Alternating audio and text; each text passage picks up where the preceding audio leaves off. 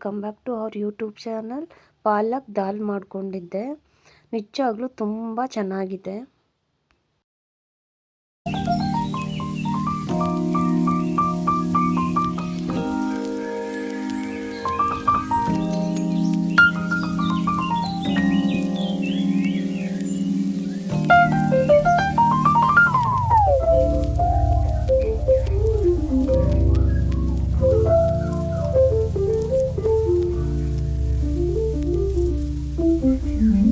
ಹಾಗೆ ಕುಂಬಳಕಾಯಿ ತೊಗೊಂಡಿದ್ದೆ, ಚೆನ್ನಾಗಿತ್ತು ಅಂತ. ಅದಾದಮೇಲೆ ನೆಕ್ಸ್ಟು ಬೇಳೆ ಕೂಗಿಸ್ಕೊಂಡಿದ್ದೆ, ಒಳಗಡೆಗೆ ಟೊಮೊಟೊ ಹಾಕ್ಕೊಂಡಿದ್ದೆ, ಜೊತೆಗೆ ದೋಸೆ ಇಡ್ಲಿ ಕೂಡ ಹಾಕ್ಕೊಂಡಿದ್ದೆ. ಇಡ್ಲಿ ದೋಸೆ ಯಾವ್ದು ಬಂದರೂ ಓಕೆನೆ. ನಾನು ನೆನೆಸೋದೇ ಬರೀ ಓನ್ಲಿ 3 hours ಅಷ್ಟೇ.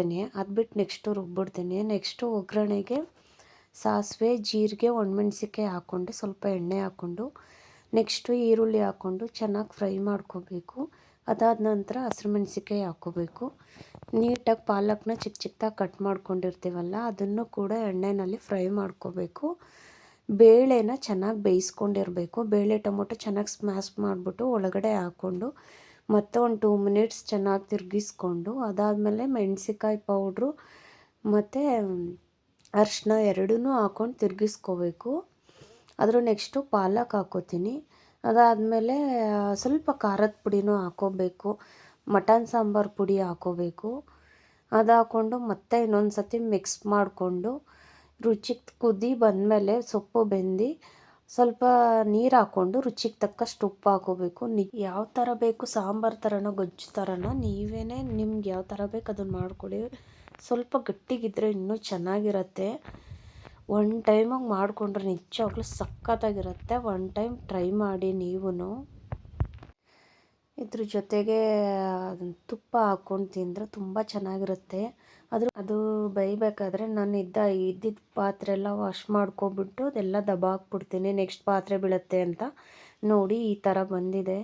ಎಷ್ಟು ಚೆನ್ನಾಗಿತ್ತು ಅಂತಂದರೆ ನಿಜವಾಗ್ಲೂ ಒಂದು ಸತಿ ಟ್ರೈ ಮಾಡಿ ನೀವು.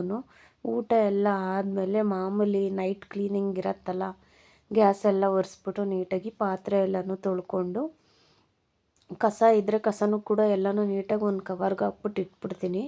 ಅಲ್ಲೇ ಇದ್ದರೆ ನೈಟ್ ಹೊತ್ತು ಜಿರಳೆ ಬರ್ತದೆ ಅಂತ.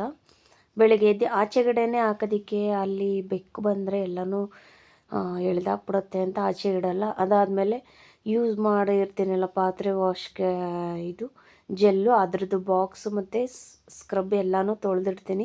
ಅದಾದಮೇಲೆ ನನ್ನ ಫ್ರೆಂಡ್ ಫಿಶ್ ಮಾಡಿದರು ಅಂತ ಕೊಟ್ಟಿದ್ದರು.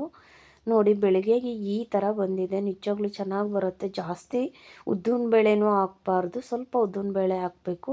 ಸಿಲ್ವರ್ ಪಾತ್ರೆನಲ್ಲೇ ಉಬ್ಬಕ್ಕೆ ಹಾಕಬೇಕು. ನೋಡಿ ಎಷ್ಟು ಚೆನ್ನಾಗಿ ಬಂದಿದೆ. ಈ ಥರ ಟ್ರೈ ಮಾಡಿ, ಇಡ್ಲಿ ಚೆನ್ನಾಗಿ ಬಂದಿಲ್ಲ ಅನ್ನೋರು. Thank you for watching. Please support ಮಾಡಿ. Thank you so much.